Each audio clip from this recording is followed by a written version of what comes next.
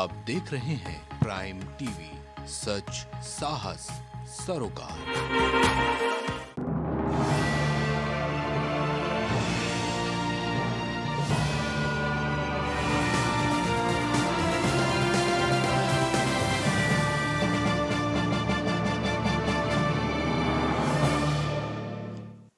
नमस्कार, आप देख रहे हैं प्राइम टीवी और मैं हूं आपके साथ नंदिनी यादव। वक्त हो गया है उत्तर प्रदेश की बड़ी खबरों का। रुख कर लेते हैं खबर की ओर। खबर पीलीभीत से है, जहां रामा पैलेस में इंडिया गठबंधन के दलों की जिला स्तरीय बैठक आयोजित की गई। बैठक के बाद सभी दलों की ओर से जारी संयुक्त बयान में कहा गया कि घोषित उपचुनाव के नतीजों ने ऐलान कर दिया है कि भाजपा सरकार की विदाई का देश की जनता ने मन बना लिया है। इंडिया गठबंधन देश की जनता की इसी भावना का प्रतीक है। सभी दलों के नेताओं ने कहा कि पीलीभीत में हम इंडिया गठबंधन के लोगों की एकता पीलीभीत को भाजपा मुक्त बनाएगी। बैठक में यह निर्णय लिया गया कि जिले में जन जागरण अभियान चलाकर इंडिया गठबंधन आगामी 7 अक्टूबर को पीलीभीत के केचन कॉलोनी सभागार में लोकतंत्र बचाओ देश बचाओ विशाल कन्वेंशन आयोजित करेगा। और पीलीभीत की आज की बैठक में इंडिया गठबंधन से जुड़े 9 दलों के नेताओं ने भाग लिया। देखिए, सबसे पहले मैं जो है यहाँ सभी हमारे जो इंडिया गठबंधन के साथी उनका मैं स्वागत करता हूँ। जैसा कि हमारे राष्ट्रीय नेतृत्व में फैसला हुआ कि जो हमारे दल जो है एक साथ होकर चुनाव लड़ेंगे, उसी तर्ज पर हम जनपद पीलीभीत में सभी दल यहाँ बैठक करके आप लोगों के बीच में है। देखिए, जनपद पीलीभीत में जिस तरह भाजपा के कार्यकाल चल रहे हैं या प्रदेश में कार्यकाल चल रहे हैं या देश में कार्यकाल चल रहा है, वो सिर्फ जो है दमनकारी सरकार है। संविधान जो है हमारा खतरे में है, लोकतंत्र खतरे में है। खबर अंबेडकर नगर से है, जहां मेरी माटी मेरा देश अभियान के तहत भाजपा लगातार जनसंपर्क रैली करते हुए अभियान को सफल बनाने में जुटी हुई है। इसी कड़ी में जलालपुर नगर में नगर अध्यक्ष संजीव मिश्र के निर्देशन में भाजपा सभासद व पदाधिकारियों ने कार्यकर्ताओं संग विभिन्न वार्डों में कलश यात्रा निकाली। छोटी छोटी टोलियों में मिट्टी को नमन और वीरों के वंदन का नारा लगाते हुए भाजपा पदाधिकारी एवं कार्यकर्ताओं ने तिरंगा लेकर भारत माता की जय उद्घोष के साथ घर घर जाकर शहीदों के सम्मान में मिट्टी और चावल एकत्रित किए।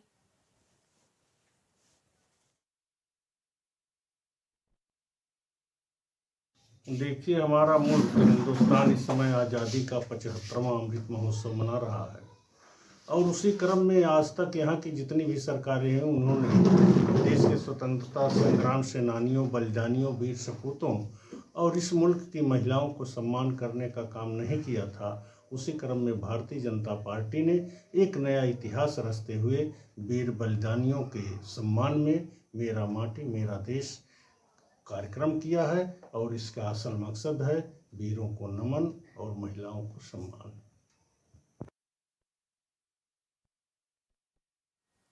खबर लखनऊ से है, जहां केजीएमयू में वर्ल्ड सेपिस्ट डे के मौके पर प्रोफेसर वेद प्रकाश ने सिप्स के खिलाफ लड़ाई के लोगों को जागरूक किया है और एंटीबायोटिक का इस्तेमाल कैसे करना चाहिए ये भी बताया। प्रोफेसर वेद प्रकाश ने बताया कि सेप्टिसीमिया का अर्थ है खून में संक्रमण और खून में संक्रमण की वजह से शरीर के विभिन्न अंगों में नुकसान होता है, जिससे ब्लड प्रेशर में कमी, अंगों का निष्क्रिय होना, मल्टी ऑर्गन्स फेलियर होता है और अगर सही समय पर उसकी पहचान और उपचार ना किया जाए तो इससे मृत्यु भी हो जाती है। एंटीबायोटिक का दुरुपयोग करने के लिए यह अभियान चलाया जा रहा है, जिसमें झोला छाप डॉक्टरों को भी कहा गया कि एंटीबायोटिक का दुरुपयोग ना हो।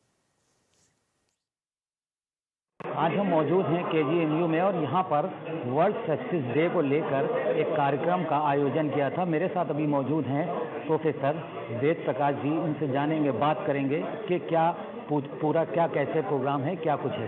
सर, किस तरीके का प्रोग्राम है, क्या कुछ बताया जाए? देखिए, ग्लोबल सेप्सिस अलायंस द्वारा 2012 से लगातार 13 सितंबर को हर वर्ष वर्ल्ड सेप्सिस डे मनाया जाता है। जिस तरह से इन्फेक्शंस भी बढ़ रहे हैं और दवाइयों के दुरुपयोग के कारण एक तो चुनौतियां ऐसी आ रही हैं जो नई नई हैं, जिनकी दवाई ही नहीं है, या जिनका दवाइयां हैं उनका दुरुपयोग ज़्यादा हो रहा है। तो ऐसी परिस्थितियां खड़ी हो रही हैं कि जिस तरह से एक ज़माना था जब एंटीबायोटिक नहीं थे, प्री एंटीबायोटिक एरा की अगर हम बात करें कि बीमारियां होंगी लेकिन एंटीबायोटिक उपलब्ध नहीं होगी, यदि इसी प्रकार से दुरुपयोग चलता रहा इसको जागरूकता को लाने के लिए, क्योंकि लोग अपने आप भी दवा खाते हैं, आधी अधूरी दवा खाते हैं, केमिस्ट भी खिलाते हैं, झोला छाप भी खिलाते हैं, क्वैक्स भी खिलाते हैं, और जो हाई एंड एंटीबायोटिक्स हैं,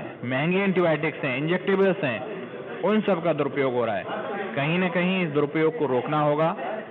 यदि हम लोग आने वाली पीढ़ी के लिए ऐसी जगह छोड़ के जाना चाहते हैं कि जहां पर उनका जीवन खतरे में ना आए, तो आज इस जागरूकता को जन जन तक पहुंचाने का समय है। सर, कैसे बचा जाए इससे, एंटीबायोटिक से, और कब लेना पड़ेगा, कब, कैसे, क्या? देखिए, स्वच्छ भारत अभियान देश में चल रहा है। स्वच्छता इन्फेक्शंस को कम करने के लिए है। हैंड हाइजीन, बार बार हाथ धोना। अगर पुराने ज़माने की बात करें देश में, तो आप जूते चप्पल पहन के नहीं घुस सकते थे घर में, आप बिना हाथ धोए नहीं आप खाना खा सकते थे, और बिना नहाए जो माताएं बहनाएं हैं वो किचन में नहीं जा सकती थी खाना बनाने के लिए। पुराने ज़माने से लेकर के प्रिवेंशन को ज़्यादा ध्यान रखा गया है। और क्योंकि एंटीबायोटिक्स आ गई, एंटीबायोटिक्स से किसी को अगर आपको डायरिया हुआ तो एक गोली में ठीक हो जाता है, लेकिन एक गोली नहीं खानी है, वो 3 दिन तक कम से कम कोर्स करना है, 5 दिन तक कोर्स करना है। तो आधा अधूरा कोर्स आधे ड्यूरेशन के लिए, आधी जो उसकी डोज है उस हिसाब से ना चलाएं। अपने आप दवाइयों को, हमारे लोगों में आदत है कि अगर 500 mg दिया तो 250 तो अपने आप कर लेंगे उसे, कि आधी गोली खाएंगे क्योंकि गर्म दवा है। इस तरह का कंसेप्ट नहीं है। दवाई विशेषज्ञ के द्वारा जितने दिन की, जितनी डोज में, जितनी फ्रीक्वेंसी पे दी जा रही है उसी तरह से लेना है। दुरुपयोग को रोकना है। यदि हम लोग इस पे लगातार काम करेंगे तो निश्चित ही इस प्रिवेंशन के साथ, क्योंकि लोगों में शुगर के मामले बढ़ रहे हैं, ब्लड प्रेशर के बढ़ रहे हैं, तमाम तरह की बीमारियां हैं जिनमें कि इम्यूनिटी कमज़ोर हो रही है।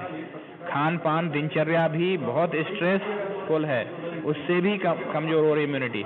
तो इसके चलते हम सबको ये ध्यान रखना होगा कि ऐसी जीवन शैली अपनाएं जहां पर साफ, स्वच्छता और दवाइयों का ज्यूडिशियस तरीके से उपयोग, इसको सुनिश्चित किया जा सके, जिससे कि भविष्य के लिए एंटीबायोटिक्स को बचा के रखा जा सके। धन्यवाद। इसका दुरुपयोग रोकने के लिए क्या सरकार से भी या स्वास्थ्य विभाग से भी कुछ बात हुई है, कैसे करेंगे? सरकार अपने कार्यक्रम चला रही है। हम लोग ग्लोबल सेप्सिस अलायंस जो दुनिया भर का है, उसके माध्यम से इस डे को मना रहे हैं, जो कि कल इसकी जागरूकता का है, और हम लोग अपना कैंपेन लगातार चला रहे हैं। सरकार अपना काम कर रही है। तो ये थे मेरे साथ प्रोफेसर वेद प्रकाश जी, जिन्होंने बताया कि वर्ल्ड सेप्सिस डे पर कैसे जो एंटीबायोटिक है उससे जो दी जाती हैं उससे कैसे बचा जाए, उसका दुरुपयोग जो हो रहा है उसको लेकर इन्होंने यहाँ पर एक प्रेस कॉन्फ्रेंस की और बताया।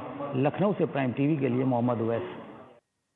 खबर फरीदाबाद से है, जहां मिशन इंद्रधनुष के तहत कोविड काल के दौरान और अन्य किसी कारणों के चलते टीकाकरण से वंचित रह गए 0 से लेकर 5 वर्ष के बच्चों और गर्भवती महिलाओं को वैक्सीनेट करने के लिए अगस्त से अक्टूबर तक विशेष टीकाकरण अभियान शुरू किया गया है, जिसके चलते अगस्त माह का अभियान पूरा हो जाने के बाद अब दूसरे चरण में सितंबर महीने में 11 से 16 सितंबर तक टीकाकरण अभियान को लेकर बल्लभगढ़ के सेक्टर 3 स्थित सरकारी हॉस्पिटल में एडीसी आनंद शर्मा ने रिबन काट कर वंचित रह गए बच्चों के लिए शुरुआत की। डिप्टी सिविल सर्जन और अभियान की नोडल अधिकारी डॉक्टर रचना ने बताया कि विशेष टीकाकरण अभियान के तहत 722 सेशन आयोजित किए जाएंगे, जिसमें से 457 हाई रिस्क एरिया में लगाए जाएंगे। सरकार ने IUMI इंटेंसिव मिशन इंद्रधनुष शुरू कर रखा है और ये 3 चरण में हो रहा है, अगस्त, सितंबर और अक्टूबर। अगस्त वाला तो हो गया है, सितंबर हम 11 से 16 के बीच में कर रहे हैं, जिसका आज उद्घाटन ADC sir doctor Anand Sharma sir ने करा है आज यहाँ पे। और इस प्रोग्राम में हम वो बच्चे लेते हैं जो कि कोविड में, आप लोगों ने देखा होगा 3 साल में जो रूटीन इम्यूनाइजेशन है वो काफी कम हो गया था। तो और इस साल सरकार ने ये भी कर रखा है कि MR की एलिमिनेशन करनी है दिसंबर 2023 तक। तो इन दोनों के मद्देनजर सरकार ने 3 महीने ये प्रोग्राम स्टार्ट किया हुआ है। 11 से 16 में हम उन बच्चों को टीकाकरण करते हैं ज्यादा जो ड्रॉप आउट है या लेफ्ट आउट है बच्चे हैं, जिनकी 0 से 5 साल जिनका टीकाकरण या तो छूट गया है या रह गया है। सेक्टर 3 FRUT से क्या है ये मिशन? इसमें बेसिकली हमारे जो एक तो खसरा से जो बच्चे रह गए हैं जिनका वैक्सीनेशन रह रहा है, उसके अलावा भी अगर कोई और बच्चे जिनका टीकाकरण रह गया हो कोविड की वजह से या किसी अन्य कारणों से, तो उन पे फोकस करते हुए वो सेशंस लगाए जाएंगे। टोटल हमारे पूरे ज़िले में 722 सेशंस लगने हैं, 457 हाई रिस्क एरिया में लगेंगे, ताकि जो भी हमारे कवरेज है बच्चों का जिनका भी टीकाकरण चाहे खसरा का रह गया हो या बाकी भी अगर रह गया हो तो उसमें हम कवर करें। खबर गोंडा से है, जहां कन्हैयागंज में आगामी कावड़ मेले के शुभ अवसर पर सरयू घाट पर तैयारियां चल रही हैं, जिसमें गोंडा जिलाधिकारी और पुलिस अधीक्षक अंकित मित्तल सरयू तट का लगातार निरीक्षण कर रहे हैं। 16 तारीख से शुरू होने वाले कावड़ मेले की तैयारियों में कोई कमी न रह जाए, इसके लिए डीएम गोंडा लगातार काम कर रहे हैं और मेला परिसर को स्वच्छ रखने के लिए दर्जनों सफाई कर्मचारियों की ड्यूटी भी लगाई है। इस मेले में लाखों श्रद्धालुओं के आने की उम्मीद की जा रही है।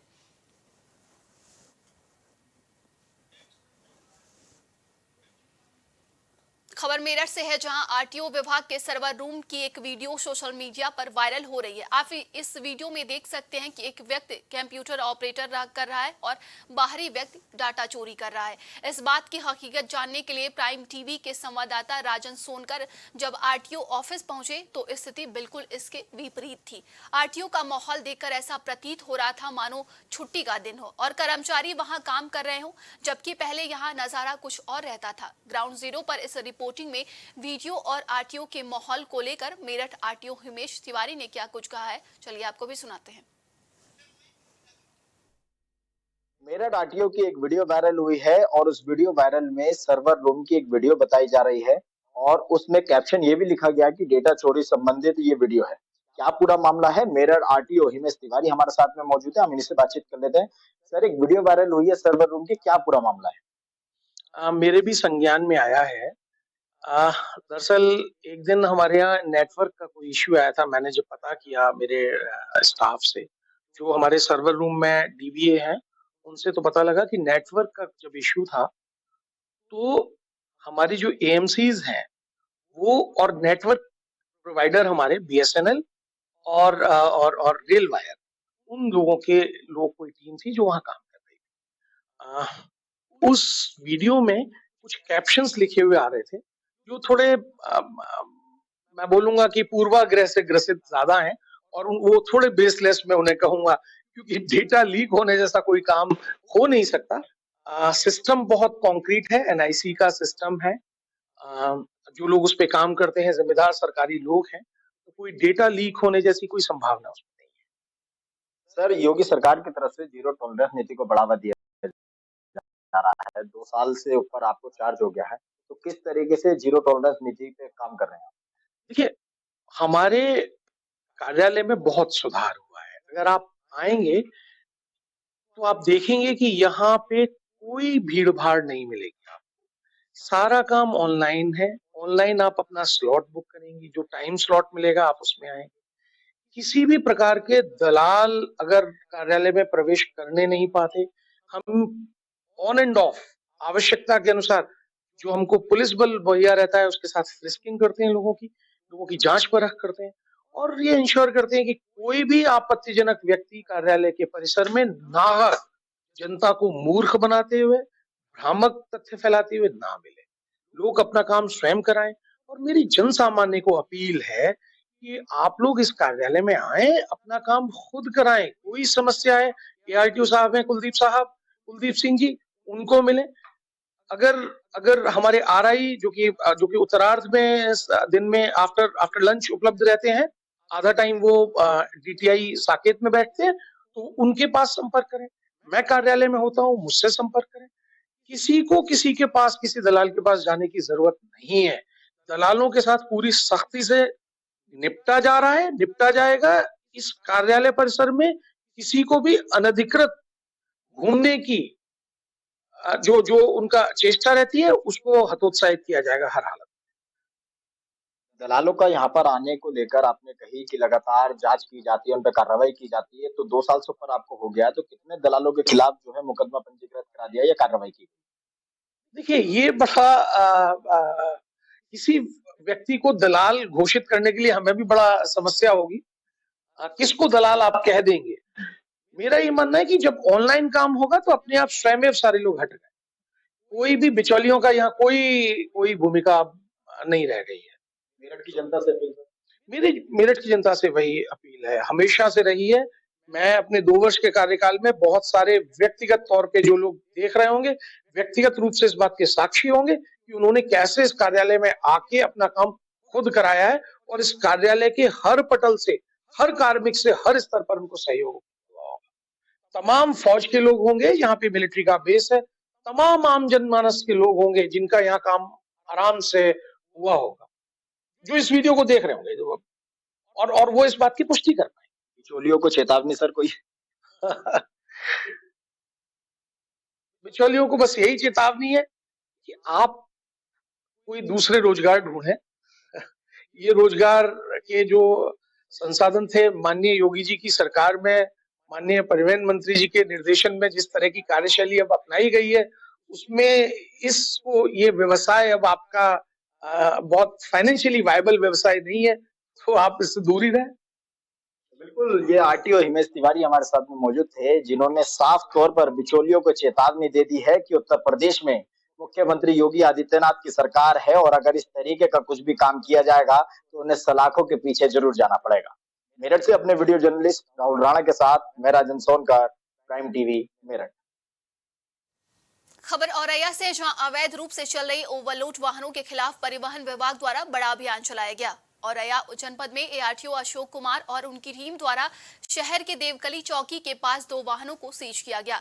वहीं इस संबंध में एआरटीओ अशोक कुमार ने जानकारी देते हुए बताया कि ओवरलोड 2 वाहनों को पकड़कर उन पर 2 लाख का जुर्माना भी लगाया गया और गाड़ी को सीज कर दिया गया है।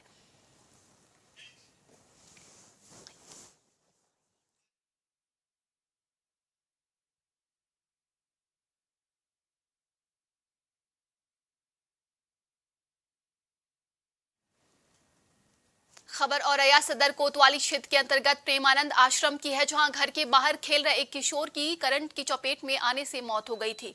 इस मामले की जानकारी पाकर कोतवाली पुलिस भी अस्पताल में पहुंच गई थी, लेकिन परिजनों ने कोई भी कार्रवाई किए जाने से इनकार कर दिया था। लेकिन अब परिजनों ने शव का पोस्टमार्टम कराए जाने को लेकर दोबारा से शव निकलवाया। डीएम के आदेश के बाद एसडीएम व कोतवाली प्रभारी ने पहुंचकर शव को बाहर निकलवाया और पोस्टमार्टम के लिए भेज दिया है।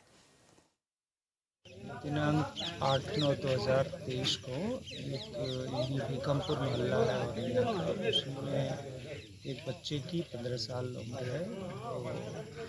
उनके जनों का कहना है कि विद्युत करंट लगने से उनकी डेथ हो गई थी। परिवारजनों ने उनको जमुना जी के घाट पे दफन कर दिया था। फिर उन्होंने प्रस्ताव दिया था कि हम इसका पोस्टमार्टम कराना चाहते हैं। उसके क्रम में माननीय जिला मजिस्ट्रेट महोदय और यहाँ के निर्देश के क्रम में उप जिला मजिस्ट्रेट, पुलिस क्षेत्राधिकारी, इंस्पेक्टर साहब और अन्य जो भी पुलिस के लोग हैं, सब उनकी जो माताजी साधना है, उनकी उपस्थिति में ये कराया गया है और बॉडी पोस्टमार्टम के लिए भेजी गई है। जो भी वहाँ की पोस्टमार्टम की रिपोर्ट होगी उसके अनुसार अग्रिम कार्रवाई।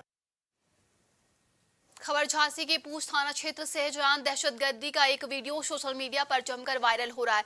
9 सितंबर की दोपहर पीड़ित अपने घर में दरवाजे के अंदर मिट्टी लगा रहा था। इसी दौरान गांव के दबंग वहां आए और गाली गलौज करते हुए उसके और उसके परिवार के साथ मारपीट करने लगे। जब उसने इसका विरोध किया तो दबंगों ने उन पर लाठी डंडे से हमला कर दिया, जिससे वहां अफरा तफरी मच गई। इसी दौरान हमलावरों में शामिल एक ने उनकी आंखों पर केमिकल पाउडर डाल दिया, जिससे उन्हें दिखना बंद हो गया। इसके बाद धमकाते हुए दबंग वहां से भाग गए।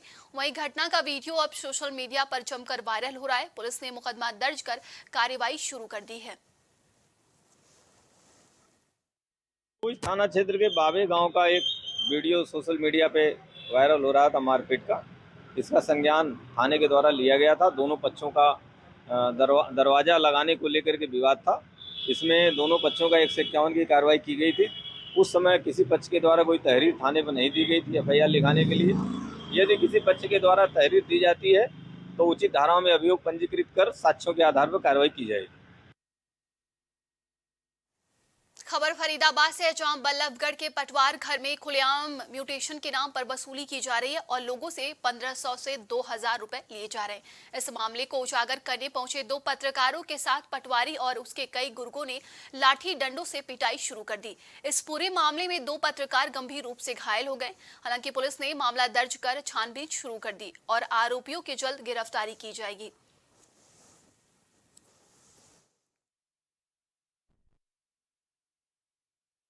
आपका? मेरा नाम राहुल है। राहुल जी, क्या कराने आए हो आप? मैं यहाँ 15 दिन पहले आया हूँ म्यूटेशन करवाना, तो इनने कही चैन निकाल ले। चैन निकलवा ली अब सारी। अब तो कागज हाथ में पकड़े। सुबह आदेश भी अंत बात हुई, वो यहाँ कह रहे कि 45 दिन लगे हैं वैसे तो, पर जल्दी हो जाएगा तुम्हारा काम। 300 रुपया फीस है और जल्दी हो जाएगा तुम्हारा काम, अंदर चले जाओ, खाली हैं। अच्छा। अब मैं यहाँ 2 घंटा खड़ा हूँ, कागज ही ना पकड़ के देख रहे हमारे। क्या कह रहे हैं म्यूटेशन के लिए, क्या कह रहे हैं?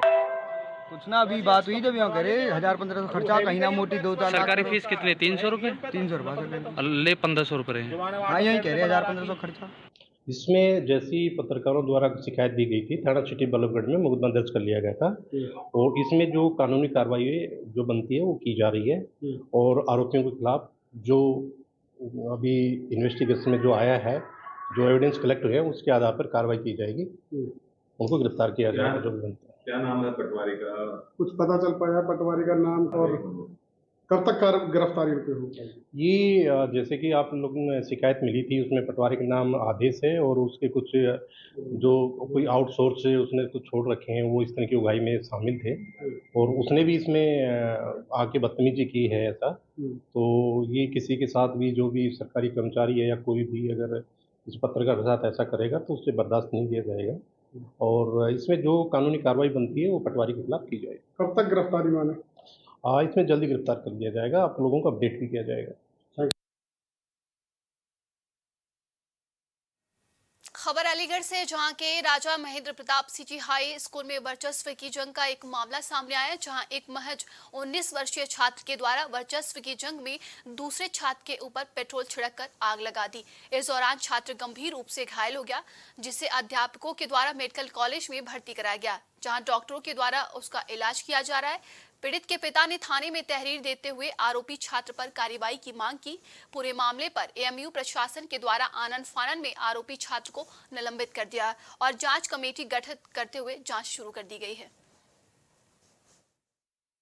दिनांक 11/9/2023 को सिटी पब्लिक स्कूल के दो छात्रों के बीच स्कूल में ही स्कूल बैग को खराब करने की बात को लेकर के विवाद हो गया था।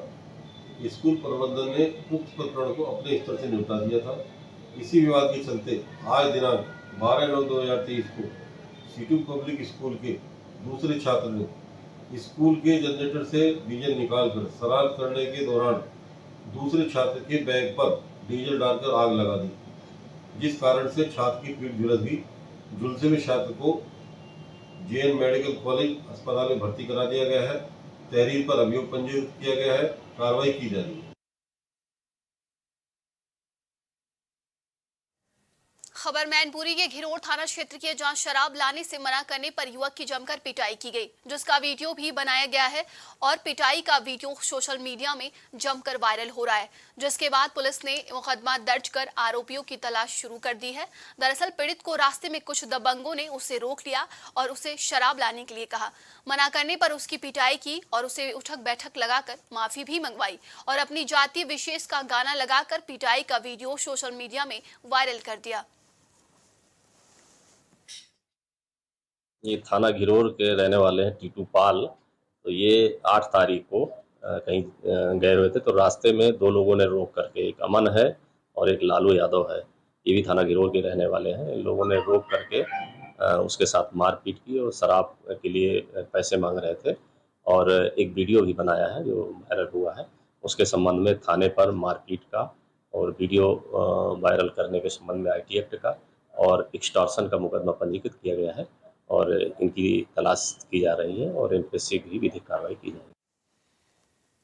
खबर गोंडा के थाना कटरा बाजार से है, जहां एक महिला ने थाना कन्नलगंज में दुष्कर्म की सूचना दी थी कि डिजिटल डायग्नोस्टिक सेंटर नाम के पैथोलॉजी सेंटर में इलाज करने वाले पैथोलॉजी संचालक नईम उर्फ सोनू ने नशीली दवा खिलाकर उसके साथ दुष्कर्म किया था, जिस पर संज्ञान लेते हुए गोंडा पुलिस अधीक्षक अंकित मित्तल द्वारा जांच प्रभारी निरीक्षक कन्नलगंज को निर्देशित किया गया था और जांच के दौरान घटना सही पाई गई थी, जिस पर कार्रवाई करते हुए कन्नलगंज पुलिस ने पैथोलॉजी मालिक को गिरफ्तार कर लिया और आगे की जांच शुरू कर दी है।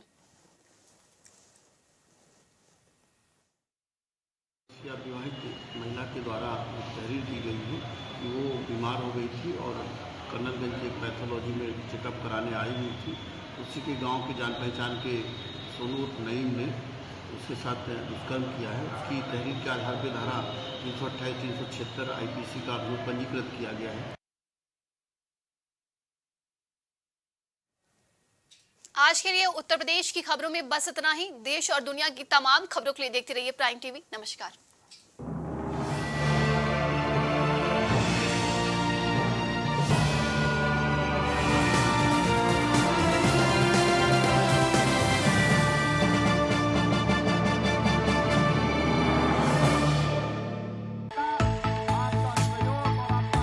कुछ भाव पुष्प। आप देख रहे हैं प्राइम टीवी, सच साहस सरोकार।